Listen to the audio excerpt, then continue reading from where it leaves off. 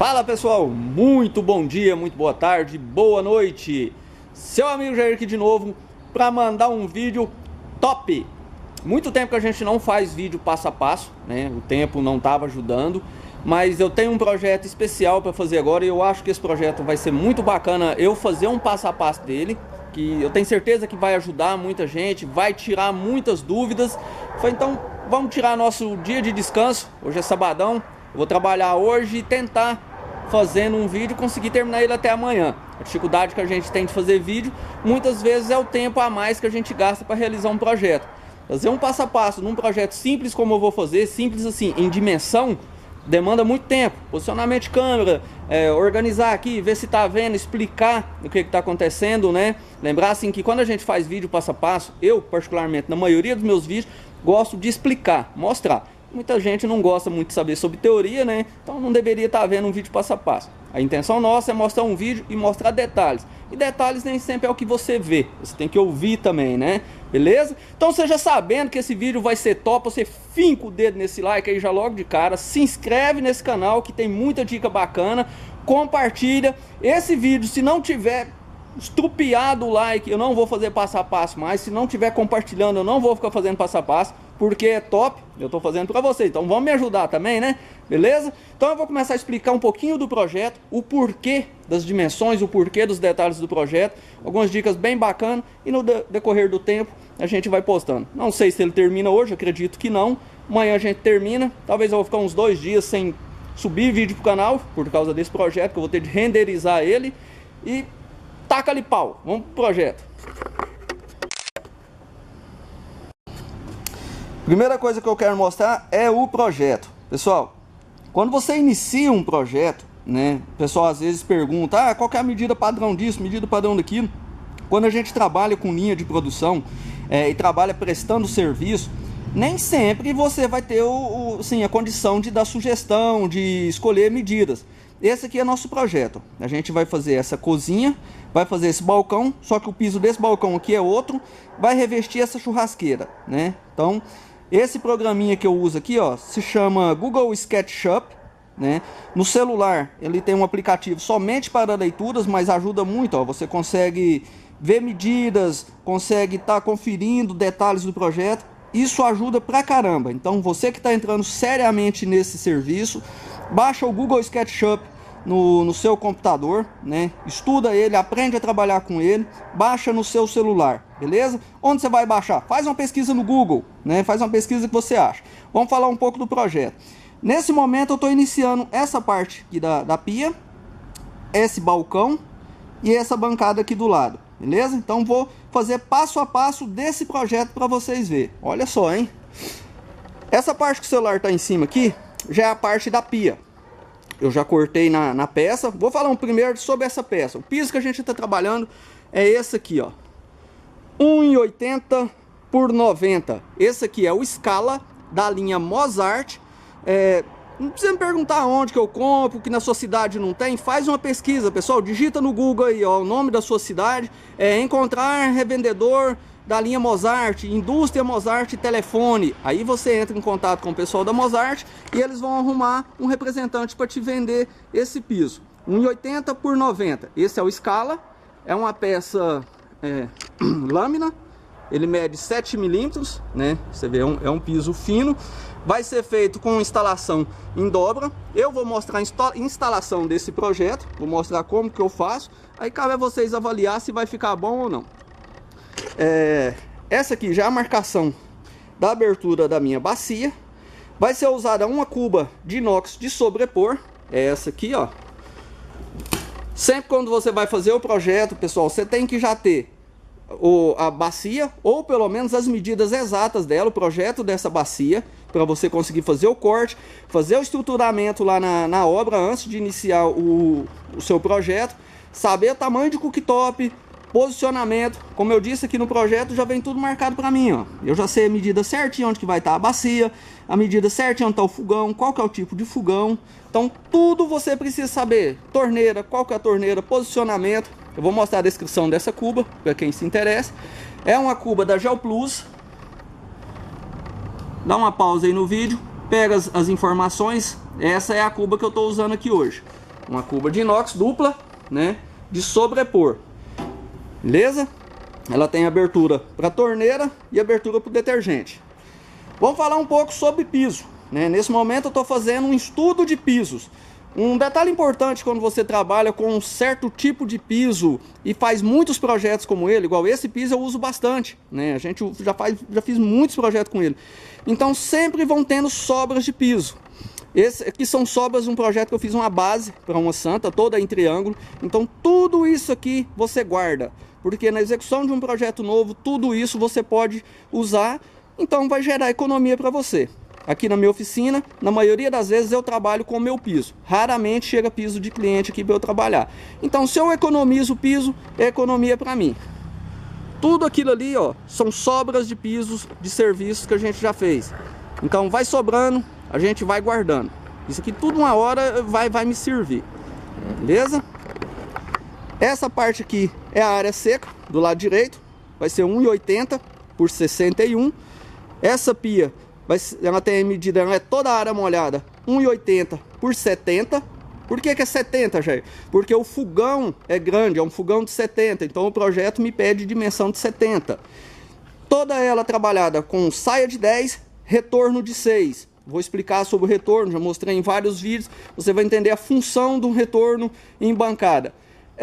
Não vai ser feita dobra aqui na empresa, nesse serviço. Vou mostrar o que eu faço de dobra para esse tipo de piso. Eu já mostrei vídeos, tem vídeo no canal mostrando a instalação, né, desse tipo de serviço. O pessoal que veio fazer o treinamento aqui conferiu de perto esse tipo de bancada instalada. Beleza? Então eu vou começar a organizar aqui o nosso espaço e vou fazendo alguns vídeos e vamos ver o que vai sair até o final. Mas já finca o dedo nesse like aí, vamos ajudar o canal.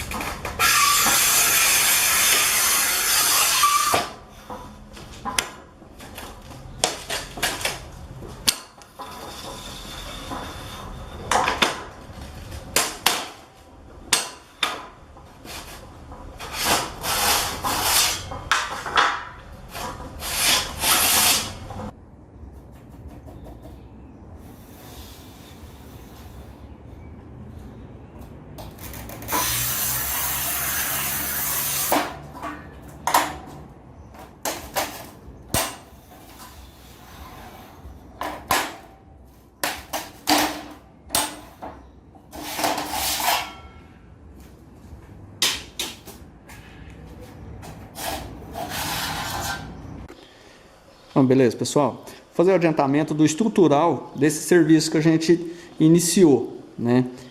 Eu dei uma paradinha lá na obra, como eu falei, conferência de medida é sempre muito importante. Você pode ter um projeto em mãos que todo detalhe que você tenha dúvida, que você acha que vale a pena você conferir, você tem que ir lá na obra de novo e conferir. Posso estar tudo anotadinho ali, mas se eu acho que pode ter algum detalhezinho, eu corro aqui na obra e vou conferir. Eu dei uma passadinha aqui para reconferir a medida daquele tampo lá do lado, né? No projeto estava uma, mas eu queria vir cá dar uma conferida e realmente ele está maior. Mas mesmo assim, quando são peças separadas, eu sempre trago um pouquinho maior para estar fazendo o ajuste dele na hora da instalação. Vou mostrar um pouco, eu já mostrei em algum vídeo, né? Um vídeo da nossa instalação. Vamos mostrar de novo nesse aqui como eu faço a instalação desse tipo de cozinha, desse tipo de bancada com porcelanato de lâmina 7mm, que no caso que eu estou usando, né? Esse aqui é um tipo de projeto, esse aqui é outro. Nesse projeto aqui, eu dimensiono da seguinte forma: nossas grapas de instalação, metalon 50-30 na chapa 18, chumbado na parede com massa de cimento, né? Eu comprei um porcelanato. Esse aqui é porcelanato, barro vermelho, ponto de estoque, sobras que tinha na obra, assento ele, alinhado. Depois eu vou vir com a minha peça montada, vocês vão ver como que ela vai ficar. Faço um preenchimento de argamassa AC3, aqui, a queima na peça e faço a instalação, como se eu estivesse instalando aquela peça no chão. Vai ter essa parede aqui, vão ser revestidas com o mesmo piso. Essa de cá vai ser revestida até em cima, essa de cá só uma peça de altura, por causa dos armários, né? Essas assentação, essa instalação de piso, tudo isso aqui vocês vão acompanhar. Aqui, naquele projeto nosso, onde que vai ser feita a abertura para a bacia, como que é feito o estrutural dele, todo inteiriço, eu faço um quadro fechado, por isso eu tenho que saber exatamente as medidas da peça. Mesmo no canto, onde que eu poderia embutir na parede, coloco o metalon, né? Então eu faço todo um estruturamento. Essa parte aberta aqui é onde que vai o fogão. Então eu tenho que saber medida de fogão, eu tenho que saber até onde que ele vai. Aqui atrás vai passar uma peça que esse fogão pega daqui para cá, é um tipo de fogão instalado em cima da bancada, não é um fogão cooktop. Então eu vim conferir essa medida dessa peça de cá, né? Dar uma conferidinha na largura desse ressalto, na limitação dele, para eu aproveitar e fazer um vídeo para mostrar para o pessoal. E essa aqui vai ser uma ilha que a gente vai fazer com porcelanato City Fend. Aqui eu não preciso fazer uma dobra de piso, porque esse porcelanato, além dele ser grosso, ele é feito com fechamento. Ele vai descer e ele vai fechar até o final, tanto no lateral, tanto por baixo.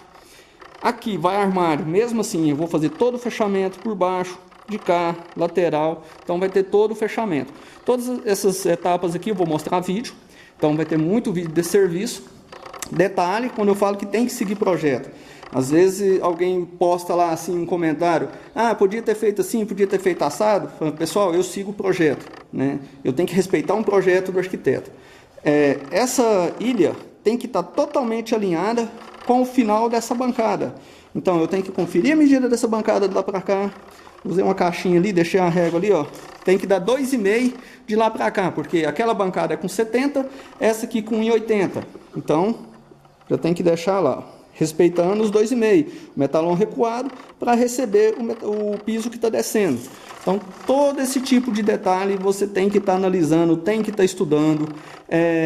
Escolha do tamanho de saia.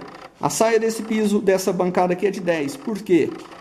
Nós temos um metalon de 5 centímetros, um piso de quase 1, argamassa, mais o outro piso mais um piso da saia de retorno. Então, no mínimo, essa saia aqui tem que estar 10 centímetros. Ela não pode vir com menos de 10. Nesse caso aqui, eu posso trabalhar com a saia, vamos dizer, até nos seus 8 centímetros. Aqui a gente tem 3, né? Se brincar, posso até 6. 3 centímetros de metalon, mais um de piso e meio de massa.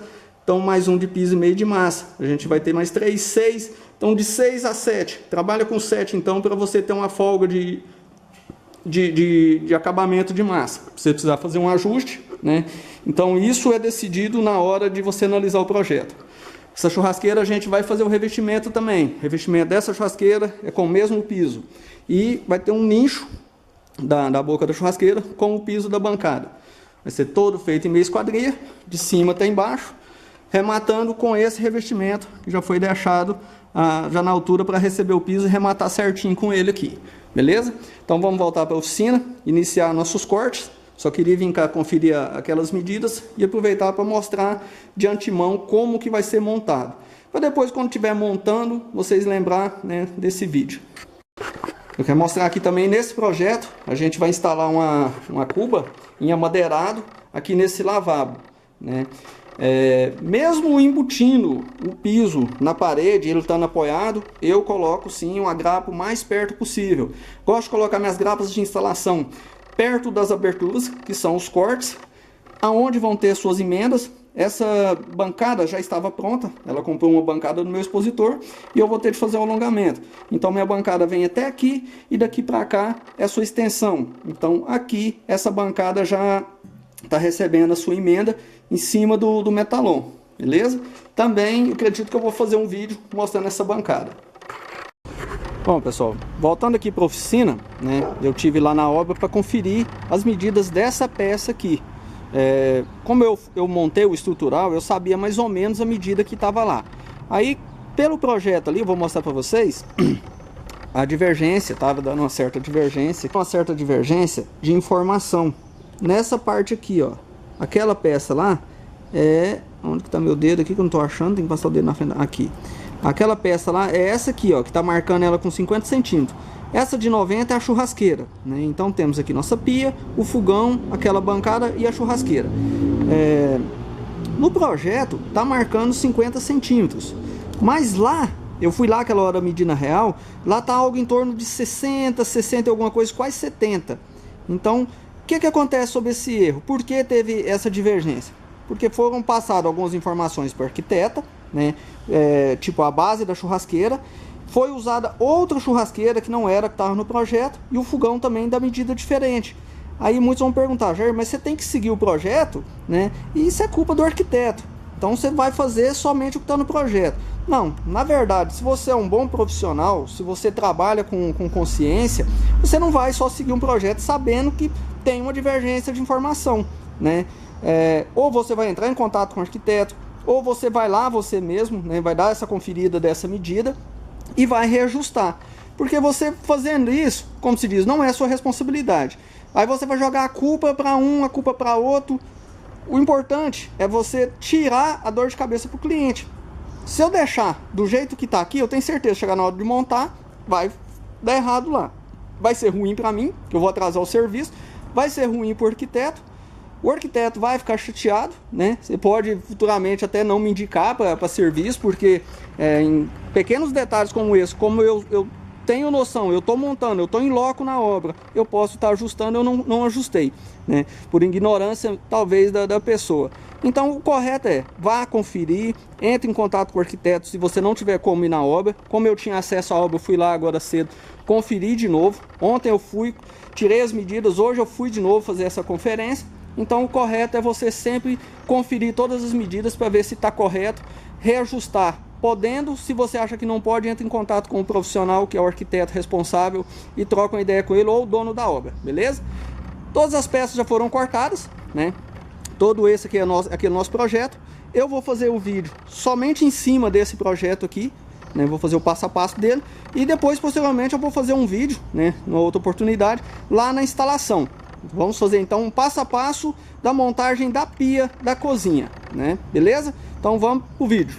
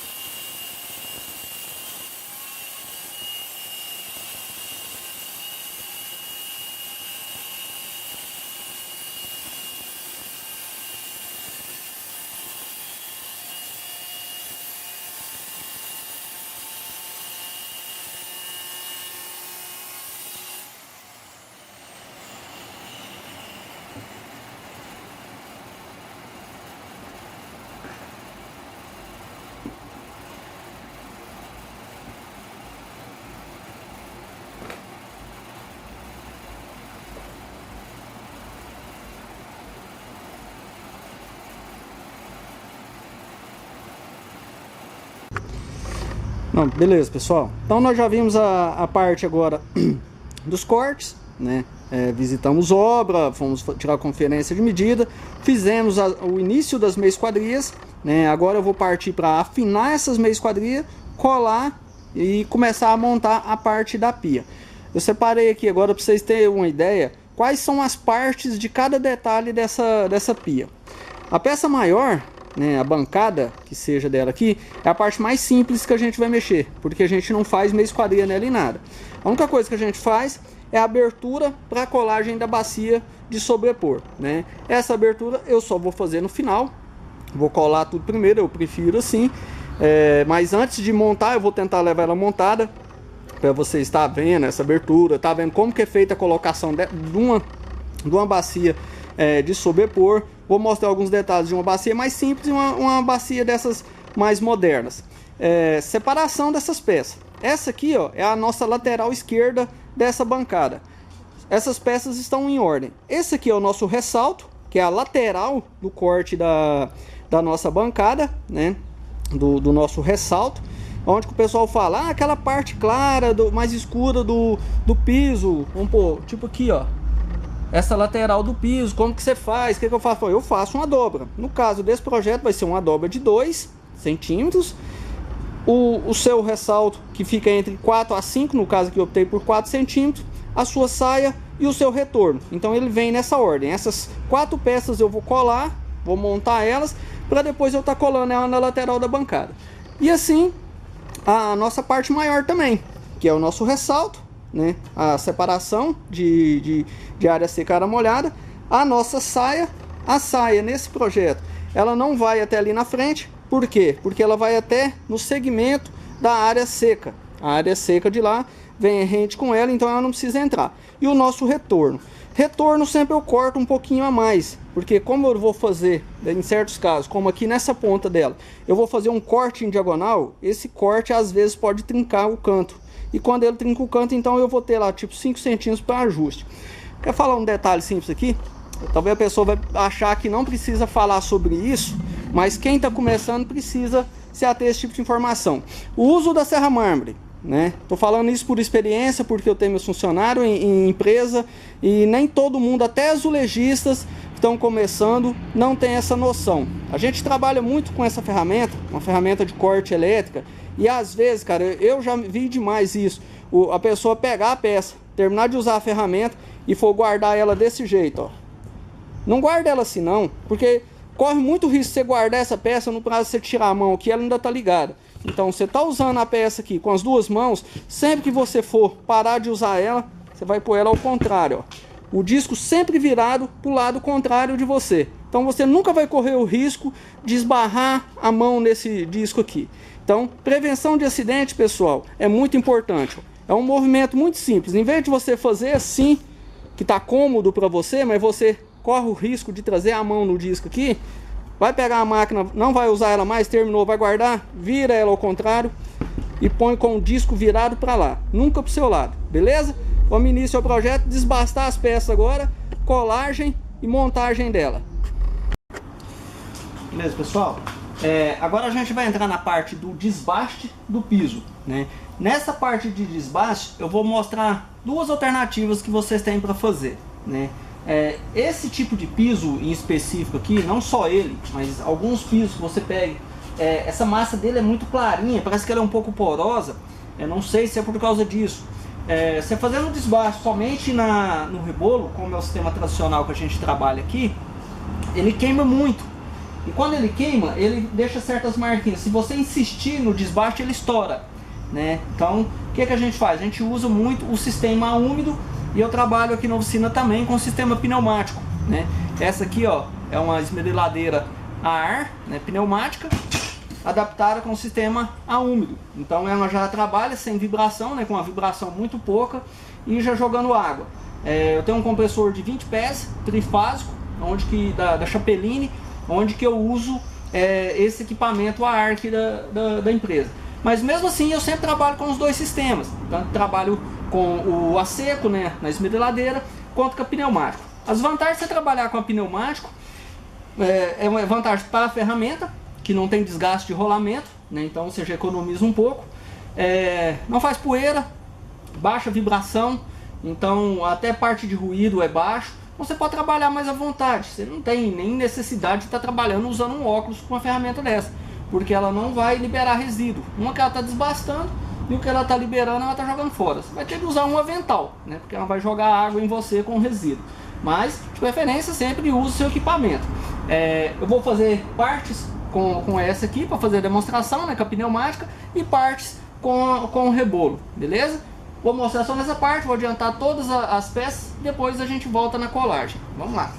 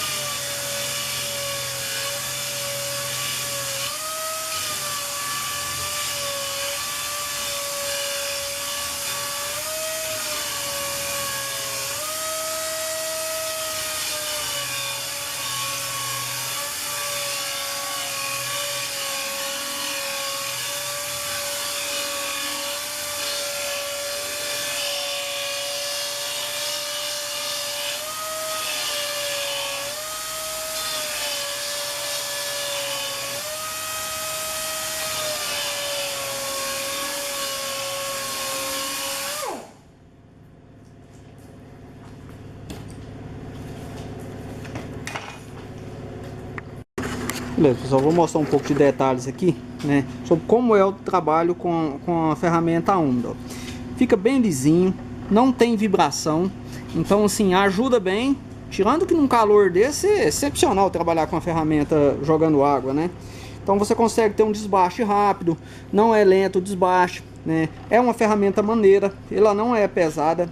A sua regulagem de velocidade é aqui, ó, no próprio punho, ó. Você aperta só um pouquinho, você põe na velocidade que você quiser. Então a sua regulagem é aqui, ó. Então é fácil de trabalhar. Então tem certos pisos que você consegue sim dar uma adiantada bem, né? Ele auxilia, como eu disse, esse piso ele esquenta muito. Para fazer retífica ele é muito bom. Questão de preço, a ferramenta em si é barata. O caro é o investimento no equipamento pneumático. Vou aproveitar, vou até mostrar ele ali para quem tiver interesse em fazer uma adaptação. Meu sistema de alimentação de água é por gravidade. Eu já fiz alguns vídeos mostrando esse sistema de alimentação de água. Uso ele tanto para o sistema pneumático aqui, quanto para a minha serra mármore, né? Caso eu vou trabalhar com água. Eu vou mostrar meu compressor ali e a gente dá segmento no piso. Eu vou mostrar esse piso sendo desbastado somente com a esmeriladeira, para vocês verem o que acontece com ele quando ele está trabalhando a seco. Bom, esse aqui é o nosso compressor, ó, para quem tiver interesse em fazer uma pesquisa, né, sobre ele. Essas são as especificações desse compressor da Chaperini, né? É o equipamento que eu trabalho, que é a sua saída, né? Esse é o equipamento. Esse aqui é meu depósito, onde que eu guardo os meus pisos, né? Então, eu acredito assim, se você entra num mercado desse com determinação mesmo para trabalhar nesse segmento, como eu sempre falo, você vai trabalhar com tudo quanto é tipo de piso. Então, ajuda. Você tem um equipamento desse aqui, talvez você use até pouco, mas quando você precisar usar, você tem ele. Tranquilo? Vamos voltar para a oficina. Beleza, pessoal? Vamos partir para a colagem agora. Eu já terminei de desbastar todas as peças dessa parte do projeto, né, da pia. Como eu falei, eu ia fazer essa parte primeiro para poder fazer o vídeo, depois eu se viro com a outra sozinho. Então, o que eu fiz? Eu vou começar pelo ressalto, né, que é a base que separa a área seca, a área molhada da pia. Já prendi ela aqui, né? Primeiro, o que a gente faz? Pessoal, como a gente está fazendo um desbaste a úmido, né, mesmo não fazendo poeira, essa aguinha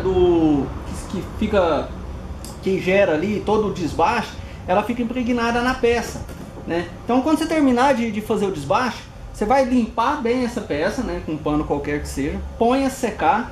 Antes de qualquer colagem, pessoal, você vai fazer uma limpezinha nela, ó, com álcool em gel, uma flanelinha limpa. Tira toda a poeira, todo o excesso, qualquer tipo de poeira que tiver. Porque se ficar poeira, vai descolar, vai dar vazamento. Então, vamos caprichar na limpeza. Já prendi minha peça aqui, já conferi, já retifiquei ela, né? Não mostrei a parte da retífica, nosso canal tem vários vídeos mostrando sobre retífica de piso, que é tirar o pidericado, o craquelado, né? Agora eu vou fazer a colar dessa peça. Vou fazer alguns vídeos detalhados sobre a colagem até a gente chegar na pia. Pessoal, fica o dedo nesse like aí que eu vou falar a verdade, ó. Vocês estão pondo eu fazer colagem aqui no sol, para vocês terem uma boa visibilidade, senão eu tava lá dentro na sombra. Tive que desligar meus ventiladores aqui para estar mostrando esse vídeo para vocês. Então coopera com a gente aí, fica o dedo nesse like e compartilha. Não vou fazer vídeo passo a passo mais não.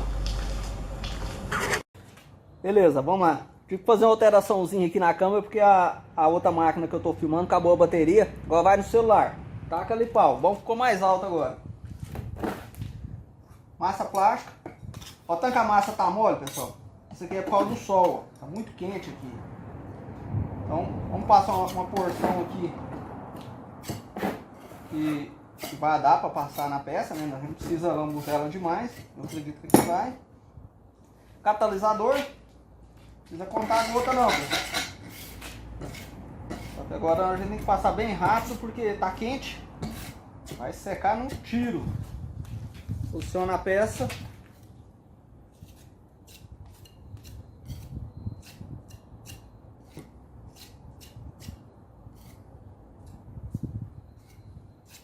Eu fiz massa demais. Tem peça demais aqui.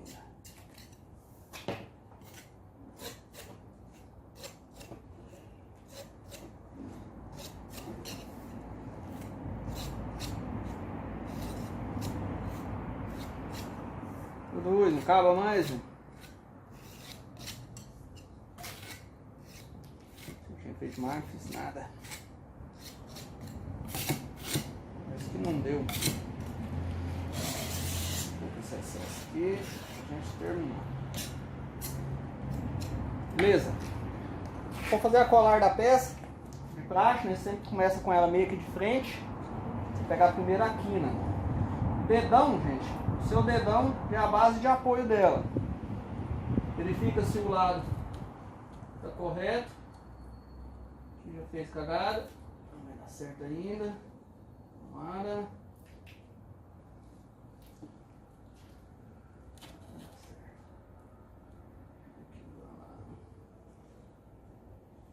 Agora é só ir fixando a fita, ajustando. Você já vai alinhando e já descendo ela. Colou, posiciona.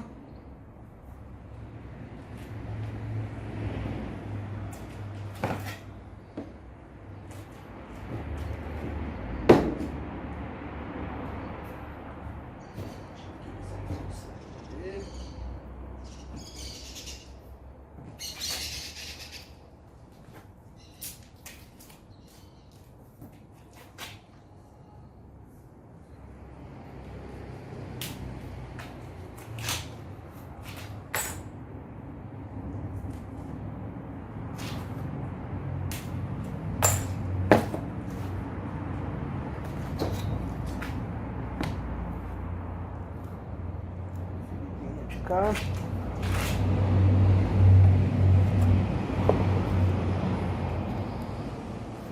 Até esse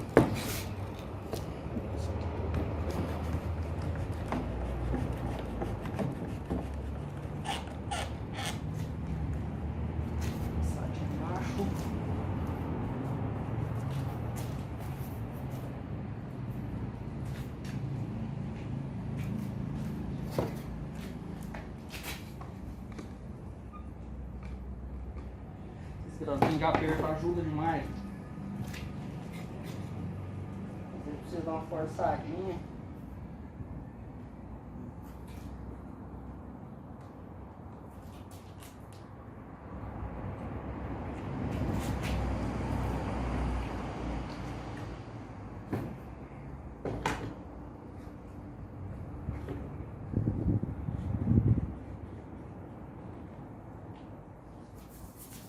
Beleza. Primeira parte da colagem pronta. Então, vamos limpar esse excesso, porque senão depois a gente não limpa as espátulas.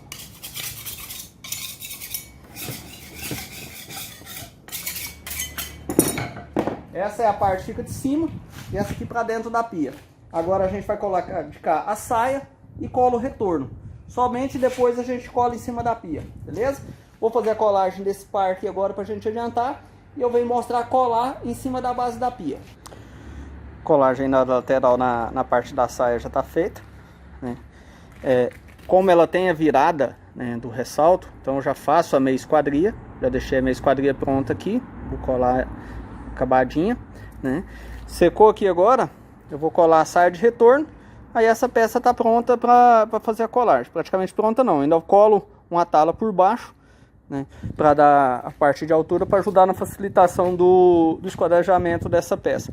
Essa parte aqui que ficou sem nada nela, sem saia, é onde que vai receber a área seca. Então não preciso colocar a saia nela, a área seca vai chegar devidamente e já colar direto nela. Aí onde que a gente já vai fazer a impermeabilização com PU e um travamento de reforço com a peça embaixo, beleza? Então vamos continuar aqui.